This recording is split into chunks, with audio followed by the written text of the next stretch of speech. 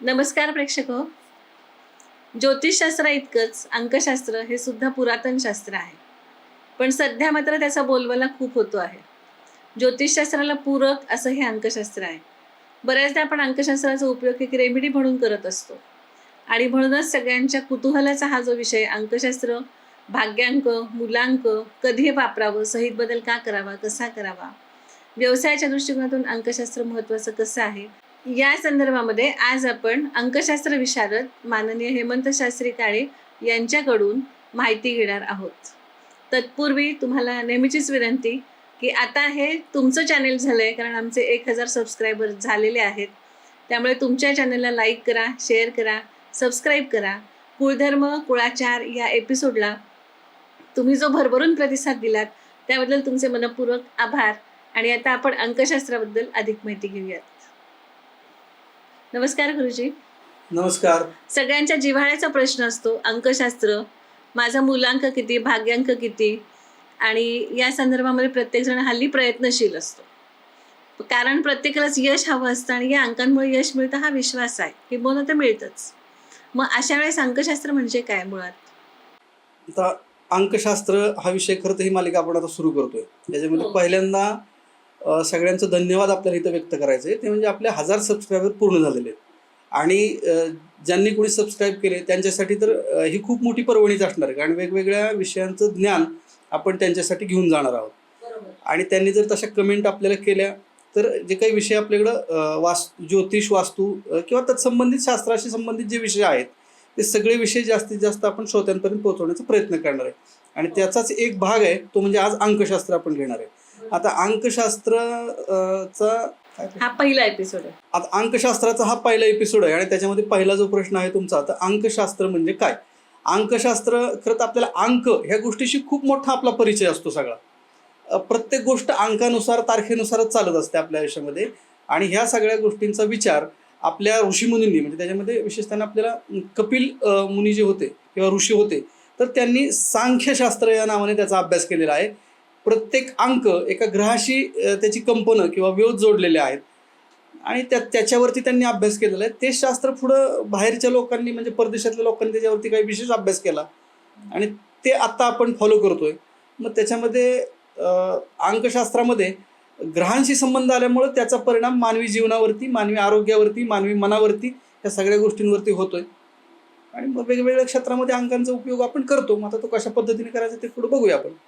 अंकशास्त्राचं महत्व काय आहे आणि त्याचा मानवी जीवनावर कसा परिणाम होतो? अंकशास्त्राचं महत्त्व किंवा मानवी जीवनावर होणारा जो परिणाम आहे, आता आपण अगदी सकाळी काही 6 वाजता 5 वाजता उठतो, तो एक अंक आहे. 9 वाजता मी नाश्ता करतो, तो एक अंक आहे. आपली जी संपूर्ण दिनचर्या आहे ही प्रत्येक कोणत्या ना कोणत्या अंकाशी बांधलेली असते. म्हणजे मी 10 वाजता संध्याकाळी झोपतो, अंक आहे. मी दुपारी 2 वाजता जेवण करतो, म्हणजे अंक आहे. किंवा 2 माणसं कुणाला तरी पुढे भेटायला जाणार असतात, ते सांगतात की आज 3 वाजता मला भेटायला या, अंक आहे. म्हणजे प्रत्येक वेळेला मनुष्य जीवनातील जी काही आपण करतो त्याचा सगळ्याशी अंकाशी संबंध येतो. अगदी मोबाईल घेतो आपण, तिथं अंक येतात. बँकेत अकाउंट असतं, तिथं अंक असतात. आपण गाडी घेतो, गाडीचा नंबर म्हणजे अंक असतो. अगदी प्रत्येक गोष्टीत अंकाचा संबंध आहे. आणि त्यामुळं अंक हा ग्रहांशी कनेक्ट केलेला आहे किंवा आहे तो. आणि त्याचा परिणाम तो मानवी जीवनावरती, मानवी मनावरती, मानवी शरीरावरती होतो. त्यामुळं अंकशास्त्र हे अतिशय महत्त्वाचं शास्त्र मानलं गेलं. कारण माणसाच्या जे काही त्याचं दैनंदिन जीवन आहे त्याच्याशी अतिशय निगडीत आहे. कारण त्याला एक रंग आहे, त्याला व्हायब्रेशन आहे, त्याचा परिणाम मानवी जीवनावरती होतो. म्हणून अंकशास्त्र महत्त्वाचं शास्त्र. म्हणजे जन्मला किती तारखेला आणि मृत्यू किती तारखेला पावला, इथे पण अंकच येतं. जन्मापासून मृत्यूपर्यंत शेवट अगदी शेवटपर्यंत अंकांचाच संबंध आहे. हो. आता या अंकशास्त्रामध्ये 2 महत्वाचे शब्द असतात. एक आहे भाग्यांक आणि दुसरा आहे मूलांक. हो. मग या 2 संकल्पना काय आहेत? भाग्यांक आणि मूलांक हे जवळजवळ प्रत्येकाचा एक, कुणी भेटला कोणाला तर अगदी पहिला प्रश्न हाच असतो की माझा भाग्यांक आहे. हो. त्याच्यामध्ये भाग्यांक म्हणजे काय, तर जन्मतारखेची बेरीज म्हणजे त्याला भाग्यांक म्हटलं जातं. मग डिजिट 1 असेल, डिजिट 2 असतील, म्हणजे आपण 25 जरी म्हटलं तर 5 आणि 2 7, म्हणजे त्याचा भाग्यांक 7 झाला. आता काही ठिकाणी याला मूलांक पण म्हटलं गेलेलं आहे, मूलांकाला भाग्यांक पण म्हटलं गेलं, पण संपूर्ण जन्मतारखेची जी बेरीज येते त्याला मूलांक म्हटलं जातं. आणि सिंगल डिजिट येतो तो भाग्यांक असतो. ह्याच पद्धतीने ह्या दोन्हीचाही विचार केला जातो. मग तो वेगवेगळ्या ठिकाणी आपण लकी नंबर म्हणून पण वापरतो, बऱ्याच ठिकाणी त्याचा उपयोग केला जातो.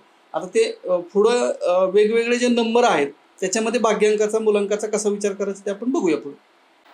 पण मग समजा 7/12/1995 ही तारीख असेल तर 7 हा भाग्यांक झाला 7 हा भाग्यांक झाला आणि मुलांक 1995 ची जी बेरीज येणार आहे 7 12 7 आणि 12 19 येईल. 1995 त्यातलं ते 9 काढायचं 6 19 7 आला पुन्हा परत 7 आलं तर दोघांचा एक भाग्यांक आणि मुलांक 7च येईल, एकच आला. एकच येईल. तर भाग्यांक आणि मुलांक एक असणं उलट आणखीन चांगलं झालं, ते आणखीन योग्य आहे की कारण दोन्हीच्याही फ्रिक्वेन्सी एकच आहे. त्यामुळे तो 7 अंकाचा विचार केला तर तो केतूचा किंवा नेपच्यूनचा अंक मानला गेलेला आहे. त्याच्यामुळे अतिशय गुड गोष्टींमध्ये त्या माणसाला इंटरेस्ट असणं वगैरे असे प्रिडिक्शन त्याचं असतं सगळं. म्हणजे भाग्यांक वेगळा असतो आणि मुलांक वेगळा असतो. जन्मतारखेची अख्खी बेरीज म्हणजे मुलांक आणि फक्त जन्मतारीख म्हणजे भाग्यांक. आज 7 तारखेला जन्मला, 5 तारखेला 7 जन्मला, भाग्यांक, 5 भाग्यांक, 14 तारखेला जन्मला, 5 भाग्यांक. 5 भाग्यांक. अच्छा, हे जे भाग्यांक आणि मुलांक अंकशास्त्रामध्ये असतात, या व्यतिरिक्त आणखीन कोणकोणते अंक असतात? या व्यतिरिक्त अंकांचा विचार केला आपण तर 18 ते 19 अंक आपल्याला वेगवेगळ्या पद्धतीने देता येतात. त्याच्यामध्ये पहिला असतो संतुलन अंक आहे, आकर्षण अंक आहे, किंवा एका दुसऱ्या व्यक्तीचं आपल्याला सहकार्य घ्यायचं आहे तर तो सहकार्य अंक पण घेता येतो. काही वेळेला एखादी आपण इच्छा व्यक्त करतो तो इच्छापूर्ती अंक असा पण आपल्याला देता येतो. काही लोकांचा आपण म्हणतो ना बुद्ध्यांक, तर त्याच्या बुद्धीमध्ये काही वाढ होणं वगैरे असं म्हणतो आपण, तर तो बुद्ध्यांक पण देता येतो आपल्याला. काही लोक बघा अभिनेते, राजकारण किंवा आजकाल सोशल मीडिया वगैरे या ठिकाणी काम करतात, तर त्या लोकांना प्रसिद्धीची गरज असते, तर त्यासाठी आपल्याला प्रसिद्धी अंक देता येतो. किंवा ठराविक माणसाशी आपल्याला काही मैत्री करायची असते तर मैत्रीच्या वृद्धीचा अंक आपल्याला त्यांना देता येतो. काहींचं आरोग्य खराब असतं तर आरोग्यासाठी आरोग्याचा अंक किंवा आरोग्य रक्षक अंक असं पण म्हणता येईल आपल्याला, तो देता येतो.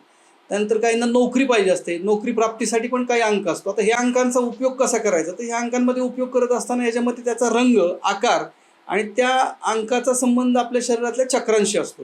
मग त्या पद्धतीनं विचार करून तो आकार तयार करणं, तो अंक तो रंग त्याला असणं आणि त्याच्यावरती तो अंक असणं आणि तो काही मिनिटासाठी आपल्या डोळ्यांच्या समोर घेणं, अशा पद्धतीने त्याचा उपाय करता येतो. आणि हे वेगवेगळे अंक आपण देऊ शकतो. असे बरेच अंक याच्यामध्ये आहेत, 20 ते 25 अंक आहेत हे सगळे. आणि हे वेगवेगळे अंक आपण देतो त्या लोकांना की ज्यांचं समजा काही नोकरीचा विषय आहे तर त्या अंकाकडे त्यांनी बघितलं तर त्याला इंटरव्ह्यूच्या अगोदर त्यांनी बघितलं तर त्याला नोकरी किंवा त्याचा इंटरव्ह्यू सहज सोपा जाणं अशा दृष्टिकोनातून त्याला ती फ्रिक्वेन्सी त्या अंकाची त्याला मदत करते. अरे बापरे, म्हणजे अंकांचा खूपच मोठा उपयोग आपल्या दैनंदिन जीवनामध्ये आपल्याला करता येतो. अंकशास्त्राचा उपयोग आपण ज्या पद्धतीनं करू, जितका करता येईल तेवढा करता येतो, म्हणून त्याला रेमेडियल शास्त्र म्हटलं गेलेलं आहे. जास्त करून उपाय ह्या दृष्टिकोनातूनच अंकशास्त्राकडे आपण बघतो. मग आता धनप्राप्ती असेल, मैत्री असेल, यश असेल, प्रसिद्धी असेल, आकर्षण असेल, या सगळ्या संदर्भामध्ये जर अंकांचा वापर होणार असेल तर मला असा प्रश्न पडतोय की मग ज्योतिषशास्त्र बघावं की अंकशास्त्र बघावं? हे बघा, खरं तर दोन्ही शास्त्र एकमेकाला पूरक शास्त्र आहे. ती कोणतंच वेगळं शास्त्र नाहीये. काय होतं की मला नोकरी मिळवायसाठी मी ज्योतिषाकडे गेलो की काय होईल काय नाही, ज्योतिष तुम्हाला सांगतो की योग आहे वगैरे वगैरे. पण प्रयत्नवादाचा जेव्हा भाग सुरू होतो त्यावेळेला अंकशास्त्राचा उपयोग आपल्याला प्रत्यक्ष तिथं जाताना पण करतो. आजकाल डिजिटल मीडिया आहे त्यामुळे तो अंक, तो कलर, तो आकार आपल्या मोबाईलमध्ये ठेवून सहज आपण समोर बघू शकतो. तर हा एक रेमेडियल म्हणून उपयोग करणं गरजेचं आहे. ज्योतिष हे तुम्हाला मूळ तुम्ही कॅपेबल आहात का नाही हे तुम्हाला सांगेल, पण नोकरी मिळवून देण्यासाठी अंकशास्त्र मदत करेल. अशा दोन्ही पद्धतीनं त्याचा विचार करणं गरजेचं आहे. जो कोणी अंकशास्त्र तज्ज्ञ असतो, ज्यावेळेला अंकशास्त्राचा विचार करतो त्यावेळेला पत्रिकेचा विचार बहुतांश वेळा केला जातो. म्हणजे एकावेळी दोन्ही गोष्टींचा विचार करणं लाभदायक ठरतं. खरं तर ही शास्त्र सगळी एकमेकाला पूरक आहेत. अनेक शास्त्रांचं एकत्रित करूनच उपचार किंवा त्याला सल्ला दिला जातो आणि तोच सल्ला महत्त्वाचा असतो. म्हणजे याच्यामध्ये वास्तूचाही विचार केला जातो, अंकाचाही विचार केला जातो, पत्रिकेचाही विचार केला जातो. अनेक त्यात 3-4 शास्त्र एकत्र करूनच तो सल्ला दिला जातो. तेव्हा ते कुठंतरी त्या माणसाला यश मिळायला त्या जातकाला मदत होते. आता बऱ्याचदा असं होतं की जन्मतारीखच नीट माहीत नाहीये, मग अंकशास्त्राचा वापर कसा करायचा? हो, बऱ्याच वेळेला असं होतं की आमची जन्मतारीख नाहीये आणि आम्हाला काहीच समजत नाही, आमच्याबद्दल काही माहीतच नाही. तर मग अशा वेळेला आपल्याला उपयोग करता येतो अंकशास्त्राचा. त्याच्यामध्ये जे कोणी येणारे जातक आहे किंवा ती व्यक्ती आहे तर त्याचं एक नाव असतं. नाव तर प्रत्येकाला असतं. त्याच्या आधार कार्डवरती किंवा डॉक्युमेंटवरती जे काही नाव असेल त्या नावाचं स्पेलिंग संपूर्ण तयार करणं आणि त्याचा प्रत्येक अंकाला, प्रत्येक अक्षराला एक अंक दिलेला आहे. हो. आणि त्याच्यावरून आपल्याला एक अंक तयार करता येतो. बर. आणि त्या अंकावरून त्याचं प्रिडिक्शन बऱ्यापैकी आपल्याला देता येतं. त्याला नोकरी असेल, शिक्षण असेल, आरोग्य असेल, विवाह असेल, अशा बऱ्याच गोष्टींमध्ये आपण त्याचं प्रिडिक्शन देऊ शकतो. आणि त्याला त्याचा अनुभव येतो किंवा मागच्या घडलेल्या घटनांच्या संदर्भात पण आपण त्याला त्या माध्यमातून अंदाज देऊ शकतो. म्हणजे याच्यामध्ये लक्षात आलं का की एक नाव आहे एक व्यक्तीचं, त्या नावाचं त्याचं नाव, त्याच्या वडिलांचं नाव, त्याचं आडनाव आणि त्याच्यामध्ये येणारी इंग्रजी जी अक्षरं आहेत अल्फाबेट्स, त्या प्रत्येक अक्षराला एक व्हॅल्यू आहे, अंक दिलेला आहे आणि तो ग्रहांशी संबंधित आहे.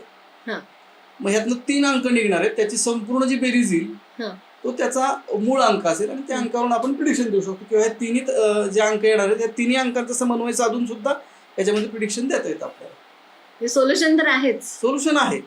चांगली गोष्ट आहे. आता हल्ली नवीन गाडी घेताना सुद्धा अंकशास्त्राचा वापर करतात. तो कसा काय करतात? हो, हल्ली रस्त्याने जरी आपण चाललो तर आपल्याला एकासारखे नंबर बऱ्याच वेळा दिसतात. म्हणजे 999 222 असे खूप दिसतात आपल्याला. तर हे नेमकं काय कशासाठी घेतलेलं असतं यांनी? किंवा त्या गाडीच्या नंबरची बेरीज 7 आली पाहिजे, 9 आली पाहिजे, 5 आली पाहिजे, असं पण असतं.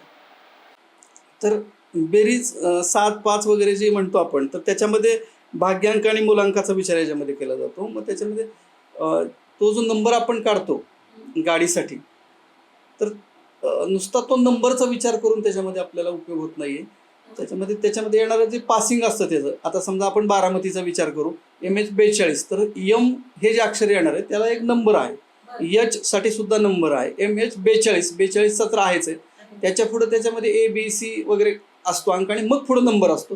तर ह्या सगळ्याचा विचार अंकशास्त्रामध्ये करणं गरजेचं आहे आणि मग तो एक नंबर आपल्याला काढता येतो. तो जो काही त्याचा भाग्यांक, मूलांक किंवा त्याच्या बॉडीच्या व्हायब्रेशनला त्या गाडीचा व्हायब्रेशन मॅच होणं गरजेचं आहे, हा विचार केला जातो. त्याच्यामध्ये रंगाचा पण विचार करता येतो. ह्या सगळ्या गोष्टी आपल्याला त्याच्यामध्ये करता येतात. काहींना तो नंबर मिळतो किंवा म्हणजे आम्ही जी पद्धत वापरतो तर त्याच्यामध्ये स्वतंत्र नंबर त्याला काढून न देता अशा पद्धतीनं करून देतो की त्यांनी कधी आयुष्यात पुन्हा गाडी घेतली तरी त्याला अंकशास्त्र तज्ज्ञाला भेटायची गरज पडणार नाही. त्याचा तो नंबर काढेल. अशा पद्धतीने त्याला न लाभणारे अंक MH42शी संबंधित असणारे अंक हे एकदा 1 तासभर त्याला जर ट्रेनिंग दिलं तर तो माणूस त्याच्या सगळे नंबर त्याला पाहिजे तो गाडीशी संबंधित काढू शकतो. अशा पद्धतीचा प्रोग्राम आम्ही एक तयार करून देतो प्रत्येकाला. बापरे बापरे. मग नुसता नंबर महत्वाचा नाही, ते MH त्याचे पण नंबर महत्वाचे आहेत. 42 पण डोक्यात घेतलं पाहिजे किंवा पुण्याचा असेल तर MH12 तो 12 घेतला पाहिजे. आणि त्याच्या पुढे हे मात्र खूप माझं स्वतःच तर अज्ञान होतं की नंबर घेतला की काम झालं. नाही, नुसता नंबर, कारण त्या MH ला पण एक व्हॅल्यू आहे ना. हो, MH ला पण व्हॅल्यू आहे. हा, तर तो विचार होणं गरजेचं आहे. किंवा MH पुढे काही अक्षर आणखीन असतात, म्हणजे ABC वगैरे असतं काहीतरी, FC TC, ते कोणतं आहे ते बघून त्याचे जे व्हॅल्यू आहेत ते काढणं गरजेचं आहे. तेव्हा ते परिपूर्णपणे होतं. मग त्याच्याही नंतर पुढे जाऊन अगदीच नंबर मिळत नसेल तर त्याचा जो भाग्यांक आहे तो त्या रंगामध्ये, त्या आकारामध्ये आपण गाडीवरती त्याला टाकायला सांगतो. हा पण एक पुढची रेमेडी आपण याच्यामध्ये देऊया की समजा ठीक आहे आता हल्ली ती नंबरच नाहीयेत, तसा मिळतच नाहीये, त्यासाठी काही त्यांना फीज पण चार्ज कराव्या लागतात. तर हे सगळं शक्य नाही. मग अशा वेळी काय करायचं हा पण प्रश्न विचारतात बरेच जण. मग त्यावेळेला सरळ साधं सोपं अगदी 100% फळ मिळेल त्याच्याऐवजी 50% मिळेल तुम्हाला, की जो नंबर येईल तो घ्या आणि तुमचा जो रंग आहे, तुमचा जो आकार आहे त्या नंबरशी, भाग्यांकाशी संबंधित, तो तुम्ही तुमच्या गाडीवरती रेडियमने टाका त्या रंगामध्ये आणि तो नंबर पण टाका. तुमचा जो भाग्यांक आहे तो किंवा एक नंबर देता येतो काढून त्याच्यामध्ये, तो टाकला तरी पण बरंच 50% काम इथं कव्हर होतं. कारण ते व्हायब्रेशन, तो आकार आणि ते रंग, ह्या सगळ्या गोष्टींचा इफेक्ट त्या बॉडीच्या गाडीवर, गाडी मालकावर, गाडीत बसणाऱ्यांवर होणार, सगळ्यांवर होत आणि लाभणार पण आहे, दोन्ही पण आहे. म्हणजे अंकशास्त्रात खूप सारे मार्ग आहेत की जेणेकरून आपण लाभ घेऊ शकतो. छोटे छोटे पण खूप चांगले उपाय आहेत अंकशास्त्रामध्ये आणि त्याचा उपयोग आपल्याला प्रत्येक वेळी करता येतो. आता हे गाडी घेणं म्हणजे मोठी गाडी घ्यायची असेल तर निश्चितपणे अंकशास्त्राचा वापर करावा. हो. व्यावसायिकांसाठी हे अंकशास्त्र कसं उपयोगाचं आहे? अंकशास्त्र खरं तर सगळ्यांसाठीच उपयोगी आहे, पण तरी आपण स्पेसिफिक व्यावसायिकांसाठी विचार केला तर एखादा नवीन तरुण असतो, एखादा युनिट त्याला चालू करायचं आहे, तो MIDC मध्ये कुठं जागा घेतो, खूप मोठी गुंतवणूक त्यांनी केलेली असते. आणि अशा वेळेला अंकशास्त्राचा उपयोग कसा करायचा, तर आत्ता जे मी 3 गोष्टींचा उल्लेख केला याच्यामध्ये, अंक, रंग आणि आकार, ह्या 3 गोष्टी अतिशय महत्त्वाच्या आहेत. मग त्यांनी जे काही त्याच्या फर्मसाठी नाव काढलंय, तर त्या नावाचं स्पेलिंग जे काही आहे तर ते न्यूमरॉलॉजी दृष्ट्या करेक्ट आहे का, हे पहिल्यांदा आपण बघतो आणि ते करेक्ट करण्याचा प्रयत्न करतो, की मला ते करेक्ट करूनच देतो. म्हणजे त्याचा जो भाग्यांक, मूल्यांक किंवा त्याचा व्यावसायिक अंक जो आहे त्या अंकाशी ते मॅच करून देतो आपण. तो एक सगळ्यात महत्त्वाचा भाग येतो. मग त्याच्यानंतर तो स्वतःचं व्हिजिटिंग कार्ड काढणार असतो, व्यवसायाचा लोगो असतो किंवा बाहेर कुठेतरी फ्लेक्स बोर्ड लावला जातो, तर ह्याचे रंग, लोगोचे डिझायनिंग मधले जे काही आपण बॉडी लँग्वेजचा विचार करतो त्याच्यामध्ये, तर तसा लोगोमध्ये पण विचार केला जातो की त्याचं लोगोमध्ये डिझाईन काय आहे, तर तो विचार करून त्याच्याशी रंग आणि अंक हे सगळं मिळवून त्या व्यावसायिकाला अतिशय उत्तम पद्धतीने अनुभव येईल आणि ह्या रंगाचा, अंकाचा आणि आकाराचा खूप छान पद्धतीने फायदा होईल किंवा त्यांनी स्पेलिंगमध्ये जे करेक्शन केलेले आहेत त्याचाही फायदा होईल. पुढं जाऊन त्याची सिग्नेचर हा एक महत्त्वाचा भाग येतो आणि ती सिग्नेचर पण आपण जे त्यांनी बँक अकाउंट जी काढायची किंवा त्याचे मोबाईल नंबर जे ठेवायचे त्या व्यवसायासाठी, तर त्या नंबरचा इथं आपण विचार करून त्यांना देतो की कोणता नंबर तुम्ही घ्या, हा योग्य आहे किंवा किती टक्के योग्य आहे वगैरे. आणि सही पण अंकशास्त्राप्रमाणे आपण जास्तीत जास्त त्याला जी फायदेशीर होईल त्याच्या भाग्यांक मूलांकाशी, सहीमध्ये पण बदल करून आपण त्याला देतो. अगदी प्रत्यक्ष सही जरी नाही बदलता आली तरी त्या सहीसाठी काही इतर पण त्याला उपाय असतात, त्या पद्धतीने उपाय करून आपल्याला की त्याला यशाच्या दृष्टीने आपल्याला पुढं घेऊन जाता येतं. म्हणजे वास्तुशास्त्राच्या दृष्टिकोनातून दुकान कुठल्या दिशेला असावं, काय असावं, कुठं काय ठेवावं, ह्या गोष्टी पत्रिका बघून आपण म्हणू शकतो की तुला हा व्यवसाय लाभेल आणि या दिशेला कर, यावेळी कर. आणि त्याच वेळेस अंकशास्त्राचा वापर करून आपण त्याची भरभराट कशी होईल, म्हणजे ह्या 3 शास्त्रांचं इंटिग्रेशन केल्यानंतर खऱ्या अर्थाने तो व्यावसायिकांनी जर खरंच 50-70 लाख रुपये गुंतवणार असेल तर ह्या गोष्टीचा विचार जरूर करावा असं मला वाटतं. नक्की केला पाहिजे. आणि हे तिन्ही सल्ला जो एकत्रित देतो अशा माणसाकडेच तुम्ही जावा. एक सल्ला देणाऱ्याकडे जाऊन त्याचा उपयोग होत नाही, कारण ही सगळी एकमेकाला पूरक असणारी शास्त्र आहेत. खरंय. त्यामुळं तिन्ही सल्ला एकत्रित मिळेल अशा ठिकाणी गेलेलं उत्तम. त्यातला अभ्यास आणि जाणकार व्यक्तीचा सल्ला घ्यायला हवा. अजून एक कन्सेप्ट आहे सध्या, मोबाईल न्यूमरॉलॉजी. काय आहे हे? हो, मोबाईल न्यूमरॉलॉजी असं जसं डिजिटल मीडिया आलाय किंवा मोबाईल नंबर आलाय. नंबर म्हणजे आता प्रत्येकाचा आधार कार्ड नंबर आहे, प्रत्येकाचा मोबाईल नंबर आहे आणि हे त्या माणसाच्या जीवनाशी अतिशय निगडीत झालेले आहेत की अगदी मोबाईल नंबरवरूनच ती व्यक्ती ओळखली जाते. इथपर्यंत काही लोक त्या नंबरला वापर केला जातो. दिवसभरात आपल्याला अनेक फोन येतात, अनेक फोन जातात, तर त्या नंबरशी आपली कनेक्टिव्हिटी वाढलेली असते. म्हणून प्रत्येकाने शक्यतो आपल्या भाग्यांक, मूल्यांकाप्रमाणे आपला मोबाईल नंबर घेतला तर त्याला व्यावसायिक दृष्टीने किंवा अनेक दृष्टीने खूप सोयीचं किंवा बरं पडतं. याच्याही पुढे जाऊन आणखीन एक मोबाईल न्यूमरॉलॉजीचा एक वेगळा विचार असा आहे की त्या जे काही नंबर आहेत तर मोबाईलचे नंबर वेगवेगळे डिजिट जे आहेत त्याच्यामध्ये त्यातला मिसिंग नंबर कोणता आहे, त्यातला डबल नंबर कुठला, डबल डिजिट कोणता आहे, त्याच्यावरून काही भविष्य प्रिडिक्शन पण करतात काही लोक. तर ते प्रिडिक्शन करता येतं की तुमच्या पत्रिकेमध्ये 9994 वेळा आला तर तुमचे व्यक्तिमत्व कसं आहे, तुमच्यामध्ये काय मिसिंग आहे, तुम्ही तुमच्या बिझनेसमध्ये काय परिस्थिती असेल, तुमच्या मुलांची काय परिस्थिती असेल, अशा पद्धतीचंही प्रिडिक्शन मोबाईल नंबरवरून दिलं जातं आणि नंबरवरून पण ते प्रिडिक्शन दिलं जातं आणि ते अचंबित करणारं असतं. म्हणजे ते इतकं की परफेक्ट लागू पडतं, हे पण केलं जातं. म्हणजे मोबाईलचा दोन्ही पद्धतीनं विचार आपल्याला करता येतो. तर अजूनही मोबाईल न्यूमरॉलॉजी हा खूप मोठा विषय, कारण तो स्वतंत्र एक विषय आहे. त्याच्याबद्दल कधीतरी आपण स्वतंत्र एक एपिसोड करून त्याच्यावरती बोलूया. आता खरंच सगळेजण आपल्या नंबरचा विचार करायला सुरुवात करत असतील. हो, आपल्याकडे म्हण सुद्धा आहे की माणूस अगदी 1 नंबरी आहे, 10 नंबरी आहे असं म्हणलं जातं. तो त्याचा अर्थच न्यूमरॉलॉजीशी आहे आणि देताना सुद्धा नंबरच दिला जातो ना. 1 नंबरचा प्रथम आलेला विद्यार्थी, नंबरच असतो. आता या भाग्यांकावरून व्यक्तिमत्वाबद्दल अंदाज करता येतो का? भाग्यांक आणि मुलांक ह्या दोन्हींच्या माध्यमातून व्यक्तिमत्वाचा निश्चित अंदाज केला जातो. त्याच्यामध्ये भाग्यांक काय आहे, कोणता आहे, मुलांक काय आहे, ह्या दोन्हीचे 50-50 गुण त्या व्यक्तीमध्ये असतातच. 50-50% गुण त्या माणसामध्ये असतात. मग आता उदाहरणच घ्यायचं झालं आपल्याला तर आपण 3 अंक बघूया. 3 अंकाचा व्यक्ती जो असतो साधारण गुरुच्या प्रभावाखाली येणारा अंक आहे. मग ते व्यक्तिमत्व कसं असेल तर टाईप ऑफ पर्सनॅलिटी गुरुची. थोडासा गौवर्णीय व्यक्ती, भारतीय ह्याच्याप्रमाणे साधारण 5-5.5 फुटाची उंची असणारा, अतिशय सात्विक किंवा थोडासा दैववादाच्या जवळ गेलेला, अशी त्या व्यक्तिमत्वाची जडणघडण असते. आता 4 अंकाचा विचार केला तर राहूशी संबंधित आहे.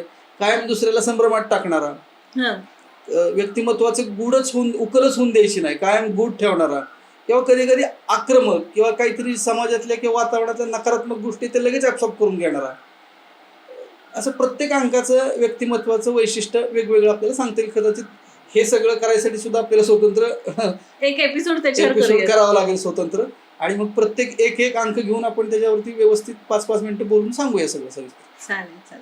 पण अंकावरून व्यक्तिमत्व निश्चितपणे आपल्याला समजतं की तुझा अंक काय आहे, जन्मतारीख काय, एवढं विचारलं तरी आपण बऱ्यापैकी ते व्यक्तिमत्व आपण गेस करू शकतो. आता परत असं 2025 साल आहे. आता बरेच जण 2025 सालाबद्दल अनेक गोष्टी सांगतात, पण मग अंकशास्त्रानुसार 2025 साल कसं आहे की जे आता चालू आहे? अंकशास्त्रानुसार 2025 सालाचा विचार केला तर 2025 हे 9 अंकाच्या जवळ जाणारं वर्ष आहे. म्हणजे 9 अंकाचा प्रभाव त्याच्यावरती राहणार आहे. आणि 9 अंक हा साधारणतः पोलीस डिपार्टमेंट, मिलिटरी किंवा संरक्षण, थोडीशी भांडकुदळ प्रवृत्ती, हे सगळे गोष्टी दाखवतो, म्हणजे मंगळाशी संबंधित असल्यामुळे. आणि ह्या गोष्टी जे म्हणजे ज्याला आता पोलीस डिपार्टमेंट, मिलिटरी किंवा 9 अंकाचा संबंध जास्त येतो ज्वलनशील पदार्थ ज्याला म्हणतो आपण, अशा ठिकाणी येतो. मग ज्वलनशील पदार्थांचा विचार केला तर त्याच्यामध्ये जे काही मोठी मोठी स्टोरेज असतात, काही गॅस वगैरे असे ठेवलेले, तर अशा आगी लागण्याच्या शक्यता वगैरे ह्या पण गोष्टी ह्या वर्षात घडू शकतात. सध्या आपण त्या बातम्या ऐकतोय पण बघतोय पण.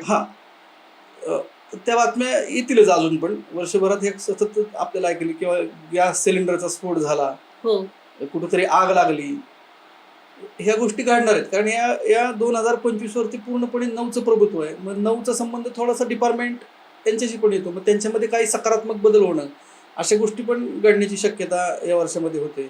नवीन काहीतरी चेंज होणं किंवा त्यांना काही संधी मिळणं पुढच्या, हे पण याच्यामध्ये घडणार आहे. पण माणसाच्या मनामध्ये जो मंगळ आहे तो पण कधी कधी उद्रेक करू शकतो, की काहीच नाही, सहज 2 माणसं, 2 मित्र चाललेत आणि अचानक वाद झाला आणि तो मंगळ प्रभावी झाला आणि दोघांमध्ये वाद होऊन काहीतरी भांडण झालं, असा प्रकार होऊ शकतो याच्यामध्ये. म्हणजे माणसाच्या मनामध्ये असणारा जो काही अग्नी मंगळाचा जो आहे तो जास्ती प्रमाणात बाहेर येणं आणि एकमेकांमध्ये वाद होणं, हे पण प्रमाण आपल्याला बऱ्याच याच्यामध्ये दिसून येईल. सध्या परवा पण एक बातमी होती की भंगार स्टोअरला आग लागली आहे, अमेरिकेमध्ये आग लागली आहे. उष्णतेचा भडका सध्या उन्हाळ्यामध्ये खूप जास्त आहे. हे 2025 साल 9 अंकाचाच परिणाम आहे असं मला वाटतं. हा त्याचा तो परिणाम आहे असं आपल्याला दिसतच आहे. पण मग आता आपला हा पॉडकास्ट जे कोणी ऐकतील ते किमान मनावर नियंत्रण ठेवतील की आपला मंगळ बाहेर नाही येता आला पाहिजे आणि शांतपणे आपल्याला सगळ्या समस्यांना तोंड द्यायचं आहे. विशेषतः ज्यांचा भाग्यांक 9 आहे त्यांनी विशेष करून काळजी घ्यायला हरकत नाही, भाग्यांक किंवा मुलांक. आणि थोडंसं मंगळाशी संबंध आहे, इतर फायदे होतील, प्रमोशन होणं, ग्रोथ होणं, आयुष्यामध्ये एखादी चांगली सकारात्मक घटना घडणं, ह्या गोष्टी त्यांच्या आयुष्यात निश्चित घडतील. पण एखादी घडलीच नाही तर त्यासाठी आपला जो मंगळ आहे क्रोध उपाळून न काढता संयमाने जाण्यात गरजेचं. हे साल संपेपर्यंत संयम बाळगायला पाहिजे, संयम बाळगणं गरजेचं. आता इतकं जर अंकशास्त्राचं महत्व आहे तर मग लग्न जमवताना लग्नपत्रिका बघणं, गुणमेलन बघणं का अंकशास्त्रानुसार जुळवली तर चालेल? मुळात लग्न ही समस्याच आता खूप बिकट झालेली आहे. त्याच्यामध्ये ज्योतिषशास्त्रामध्ये सुद्धा बरेच मतप्रभाव आहेत की गुण बघा, ग्रह बघा, संपूर्ण पत्रिकेचा विचार करा, हे सगळं आहेच आहे त्याच्यामध्ये. त्यात आणखीन अंकशास्त्र हा जर विषय आला तर आणखीन त्याच्यामध्ये म्हणजे ठीक आहे, बघायला हरकत नाही, त्याच्यावरती कामही केलेलं आहे किंवा करतायत माणसं, ह्या पद्धतीने पण बघता येऊ शकतं. पण मूळ ज्योतिषाचा आधार घेऊन मग तुम्ही अंकशास्त्राचा आधार घ्या.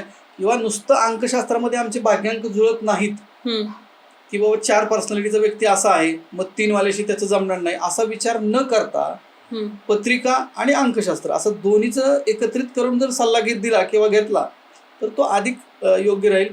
तुम्हाला तारखेवरून त्या व्यक्तीची पर्सनॅलिटी समजेल, पत्रिका घेतली तर आणखीन पर्सनॅलिटी समजेल, दोघांचे स्वभाव समजतील, बाकीचं त्याचं करिअर किंवा आरोग्य ह्या गोष्टी पण दोन्ही समजतील दोन्ही माध्यमातून. आणि त्या दोन्हीचा मिलाप करून एक सल्ला दिला किंवा कोणी सल्ला घ्यायला आला त्यांनी ह्या पद्धतीने मागितला तर तो आणखीन संयुक्तिक ठरेल. कारण त्या व्यक्तीला सल्ला देणाऱ्याला पण त्याचा एक चांगल्या पद्धतीचा सल्ला देता येईल पूर्णपणे, आणि घेणाऱ्याला तर निश्चित त्याचा फायदा होईल. त्यामुळे ह्या दोन्हींचा विचार करून देणं गरजेचं आहे.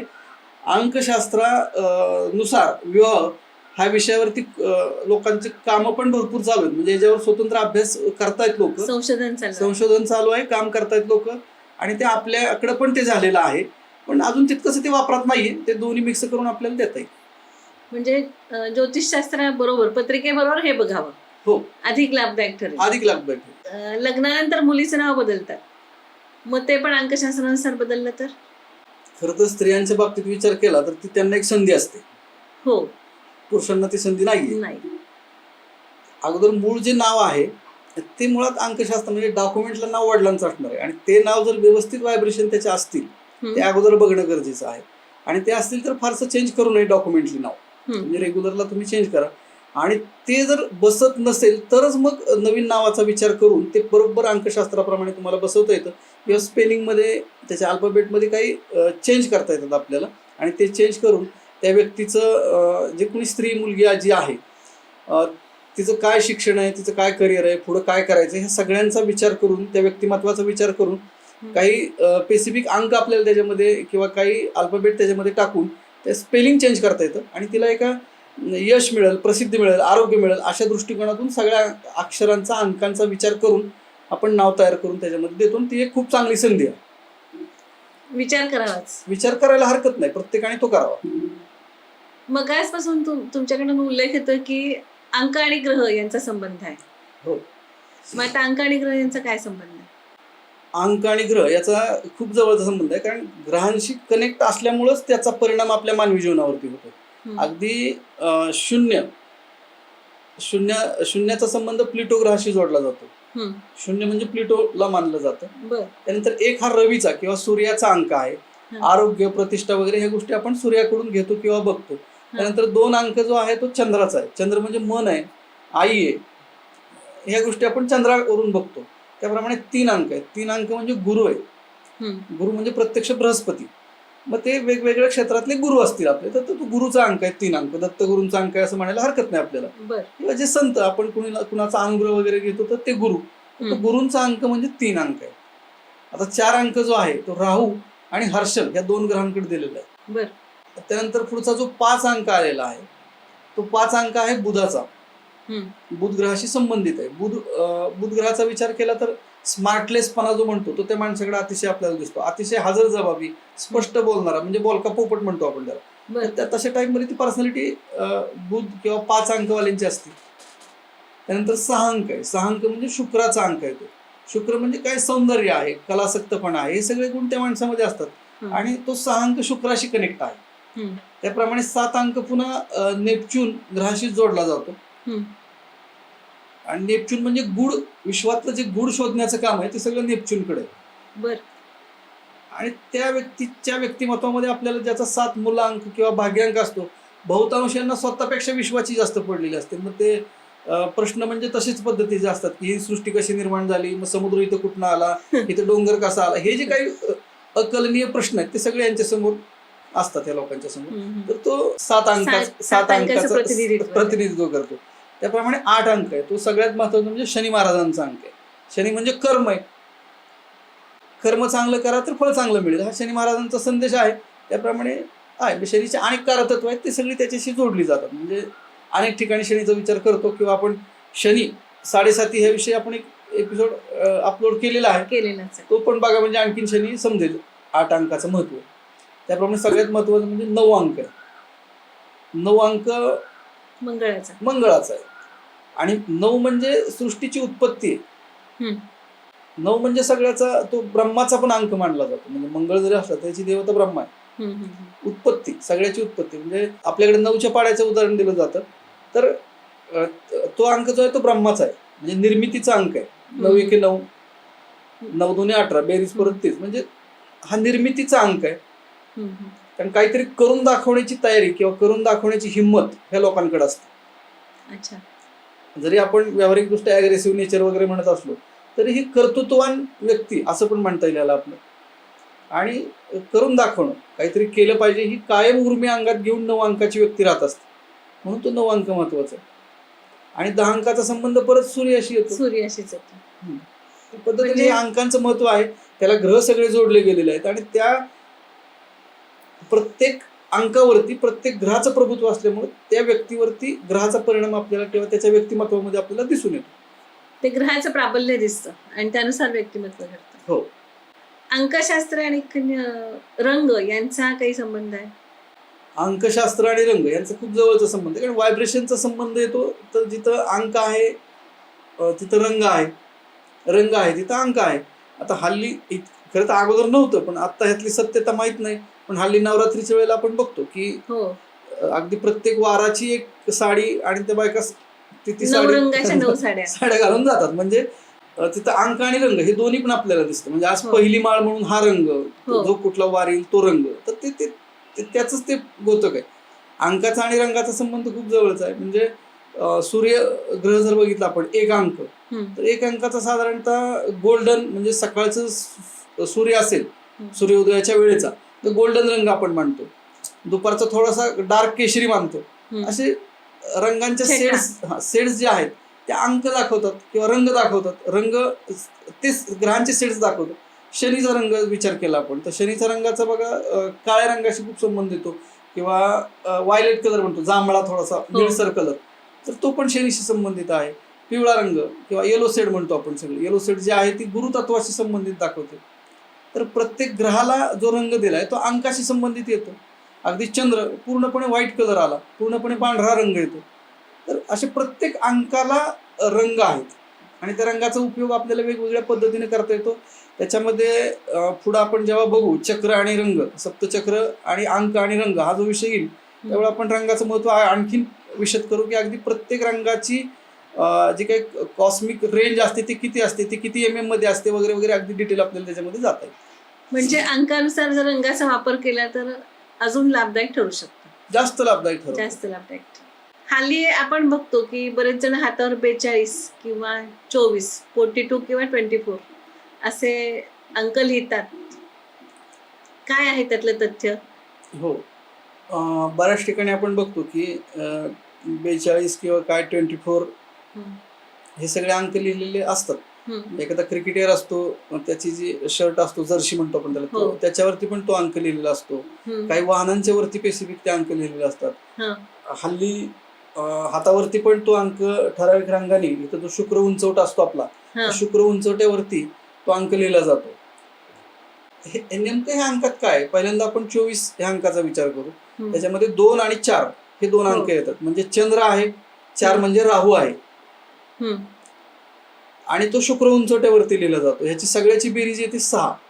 आता आपण जे राहतोय ते कलियुगामध्ये आहे आणि कलियुगाशी संबंधित जर ग्रहांचा विचार केला की ज्याच्या पत्रिकेमध्ये शुक्र किंवा ज्या व्यक्तीचा शुक्र आणि राहूशी संबंधित अंक आहे अशा व्यक्ती ऑटोमॅटिक प्रगती करतात किंवा नवीन येणाऱ्या टेक्नॉलॉजीला ऑटोमॅटिक त्या जॉईन होतात आणि त्याची प्रगती होते. म्हणजे आज तुम्ही IT क्षेत्र जर बघितलं तर त्यात काम करणारी माणसं बघितली तर त्यांच्या पत्रिकेमध्ये शुक्र आणि राहू हे ग्रह खूप पॉवरफुल आहेत. म्हणजे ऑटोमॅटिक ते 42 किंवा 24 कडे गेलेले. म्हणजे नवीन टेक्नॉलॉजीला तुम्ही तयार होणं ते ज्ञान घेण्यासाठी किंवा ते देण्यासाठी पुढं हे 42 वाल्यांकडे ती क्षमता आहे आणि त्या माध्यमातून उत्पन्नाचा स्रोत वाढतो, तुमचं ऐश्वर्य वाढतं त्या माध्यमातून. आणि हे कलियुगामध्ये ह्याच अंकांचं महत्व आहे. तुम्हाला कलियुगामध्ये 3 अंक फार प्रसिद्धी जोतात नाही आणणार तुम्हाला, पण तुमचा 4 आहे, तुमचा 6 आहे. तर हे सगळे राहू शुक्र ह्या ग्रहाशी संबंधित अंक असल्यामुळं जे काही माणसाला ऐहिक अपेक्षा असते की मला घर पाहिजे, मला गाडी पाहिजे, मला बंगला पाहिजे, मी जिथे काम करतो तिथे मला प्रसिद्धी पाहिजे, तर हे सगळं मिळवून देणारे ते अंक आहेत 24 आणि 42. म्हणून बऱ्याच वेळेला 24-42 अंकाचा उपयोग केला जातो. आपला शुक्राचा उंचवटा हातावरती असतो आणि त्या उंचवट्यावरती पण त्या रंगाने म्हणजे ठराविक त्याचा रंग काढला जातो आणि त्या रंगाने तो तिथे लिहायचा असतो. तर त्याचाही फायदा त्या माणसाला होतो कारण तो शुक्र उंचवटा, शुक्र म्हणजे शेवटी उपभोग, ऐहिक गोष्टींचा उपभोग घेणं असा त्याचा अर्थ आहे. अंक तोच आणि त्या व्हायब्रेशनचा उपयोग त्या माणसाच्या मनावर, शरीरावर, त्याच्या एकंदरीत नशिबावर पण म्हणता येईल आपल्याला. तर त्याला फायदा होतो. म्हणून ते हल्ली अंक देण्याची पद्धत आहे. म्हणजे मग सगळ्यांनी लिहिलं 24-42 आपल्या हातावर तर चालेल का? सगळ्यांनी लिहिलं तरी चालेल, पण शेवटी मी म्हटलं ना की ही सगळी शास्त्र एकमेकांना पूरक आहेत. तुम्हाला मूळ पत्रिकेतला शुक्र कसा आहे हे पण बघावं लागेल, तो पण महत्वाचा आहे. कदाचित तुमचा अगोदर शुक्र चांगला असेल तर तुम्हाला या गोष्टींची गरज पण नाही, एखाद्याचा खरंच कमकुवत आहे किंवा जन्मतारखेमध्ये तो मिसिंग अंक झालेला आहे, 6 अंक तुमचा मिसिंग आहे, तर तुम्हाला हे प्रयोग करायला हरकत नाही. अच्छा, मिसिंग अंक म्हणजे काय? मिसिंग अंक म्हणजे काय, आता काय जन्मतारीख आपण बघतो एखादी कोणती घेतो त्यावेळेस त्याच्यामध्ये संपूर्ण जन्मतारखेची बेरीज तो अंक जो मिसिंग असतो तो येत नाही. किंवा कुठेही समजा एक आपण कोणत्याही 5 अंकाचा विचार करू, अख्खी जन्मतारीख घेतली तर त्याच्यामध्ये 5 कुठंच येत नाही आणि 5 बेरीज पण येत नाही. ह्याच्यामध्ये त्याला मिसिंग अंक म्हटलं जातं. आणि अंकशास्त्रामध्ये त्याची कुंडली मांडली जाते. त्या कुंडलीमध्ये सुद्धा आपल्याला कुठेही 5 दिसत नाही. मग अशा वेळेला त्याच्या पत्रिकेमधून बुध गायब आहे किंवा 5 अंकाचा थोडीशी उणीव आहे. तर मग 5 अंकाचे जे काही उपाय आहेत, मग त्याच्यामध्ये रत्नांच्या बाबतीत 5 रत्न वापरणं, बुधाचे जे काही उपाय आहेत, रामरक्षा स्तोत्र त्या व्यक्तीने पठण करणं, कारण ते बुध कौशिक विरचित आहे. बुध कौशिक विरचित. हा, तर ते पठण करणं, हिरवा रुमाल जवळ ठेवणं, शक्यतो हिरव्या रंगाचे काही ड्रेस कपडे आपण जे वापरतो ते वापरणं, असे अनेक उपाय आहेत त्याच्यामध्ये. या गोष्टी आपल्याला करता येतील त्या व्यक्तीसाठी. तर तो 5 अंक मिसिंग आहे, तर त्या 5ची व्हायब्रेशन मिळतील. व्हायब्रेशन्स मिळतील. आता हिरवा रुमाल जवळ ठेवला तर तो ऑटोमॅटिक तुम्हाला ती 5ची व्हायब्रेशन देणार आहे. तुम्ही जे काम करताय तिथे तुम्हाला ती 5ची व्हायब्रेशन मिळणार. 5ची व्हायब्रेशन मिळणार. 5चा संबंध बुधाचा संबंध कुठे आहे, मेंदूशी आहे, बुधाशी आहे. मग तुम्ही तेवढ्या तल्लकतेने ते काम करणार आहे, असा तो दृष्टिकोन आहे. किंवा प्रेझेंटेशन स्किल आहे बुध म्हणजे, कम्युनिकेशन स्किल आहे, मार्केटिंग स्किल आहे, अनेक बुधाची स्किल आहेत सगळे, आणि ते तुमच्यात हळूहळू डेव्हलप होतील असा त्याचा अर्थ आहे. रंग कलर थेरपी आपल्याकडे पहिल्यापासून याचा विचार केलाच जातो. म्हणजे जो मिसिंग अंक आहे त्याच्या अनुषंगाने कलर थेरपीचा वापर करायचा आहे आणि ते मिसिंगनेस घालवायची, मिसिंगची जी ऊर्जा आहे मिसिंग अंकाची ती मिळवायची आपल्याला. भाग्यांकावरून आपल्याला शिक्षण, आरोग्य या संदर्भामध्ये अंदाज करता येतो का? भाग्यांकावरून आणि त्या व्यक्तीच्या संपूर्ण जन्मतारखेवरून म्हणजे मूल्यांकावरून आपल्याला त्याचं शिक्षण, आरोग्य किंवा त्याचा नैसर्गिक कल काय आहे हे आपल्याला जन्मतारखेनुसार बघता येतो. तसं मार्गदर्शनही आपण बऱ्याच वेळा केलेलं आहे. की मगाशी मी सांगितलं तुम्हाला की 3 तारीख आहे, 4 तारीख आहे, 2 तारीख आहे. 2 तारखेच्या व्यक्तीने काय करावं, 1 तारखेच्या व्यक्तीने काय करावं, हे ठरलेले त्यांचे व्यवसाय पण आहेत आणि त्या पद्धतीने आपल्याला पुढं मार्गदर्शन देता येतं. आता उदाहरण फक्त एका अंकाचं घेऊ आपण इथं, की साधारण 2 अंकाचा जर विचार केला तर 2 म्हणजे मनाशी संबंधित आहे, आईशी संबंधित आहे, पाण्याशी संबंधित आहे, किंवा मिल्क प्रोडक्ट, डेअरी प्रोडक्ट किंवा फूड, ह्या सगळ्या गोष्टींशी संबंधित आहे. तर त्या क्षेत्रातले जर व्यवसाय त्यांनी केले तर त्या व्यक्तीला त्याच्यामध्ये चांगला तो ग्रोथ करू शकतो. म्हणजे फूड प्रोडक्ट आहेत किंवा बेकरी प्रोडक्ट आहेत, डेअरी प्रोडक्ट आहेत, ते व्यवसाय आहेत. किंवा एखादा सायकोलॉजिस्ट होऊ शकतो. किंवा चंद्र म्हणजे मातृमन आहे, अशा व्यक्तींनी जर काय लहान मुलांचं ते पाळणाग्रह, हा, तर ते चंद्र म्हणजे 2 अंक म्हणजे आईचं मन आहे, तर त्यांनी जर एखादं पाळणाग्रह काढलं एखाद्या स्त्रीने तर ते उत्तम चालवू शकेल. पण त्याच्या विरुद्ध एखाद्या 4 वाल्यांनी काढलं तर कदाचित त्याला ते जमणार नाही. 2 वाल्याला ते सहज जमेल, कारण ते आईचं मन आहे, मृदू स्वभाव आहे, म्हणून त्याला ते सहज शकेल. अशा पद्धतीने आपल्याला मार्गदर्शन व्यवसायाच्या बाबतीत पण देता येतं, त्याचप्रमाणे शिक्षणाच्या बाबतीमध्ये पण देता येतं, त्याचा करिअरचा कल काय आहे हे पण देता येतं. असं विषय सगळा तो मोठा आहे, म्हणजे सविस्तर बोलता येईल. आता आपण जे करतोय सगळं म्हणजे 2 नंबरवाल्यांनी शिक्षक बनलं तर चालेल, 2 नंबरवाल्यांनी शिक्षक बनलं तरी चालेल, कारण दोन्हीचा आधार घ्यावा लागेल. त्याच्या पत्रिकेमध्ये कदाचित गुरु चांगला असेल आणि त्याचं मन जर नाजूक असेल तर तो विद्यार्थ्यांवर आईच्या प्रेमाने किंवा फार मारझोड करणार नाही, समजून घेऊन शिकवेल. हा पण एक विचार आहेच त्याच्यामध्ये. आपण भाग्यांक, मुलांक ह्याच्यावरून दुसऱ्या कोणाचा मुलांक, भाग्यांक बघून मैत्री करावी का, किंवा अमुक एका नंबरशी चांगली मैत्री होते, ह्याच्याशी पटणारच नाही, असं काही सांगता येतं का?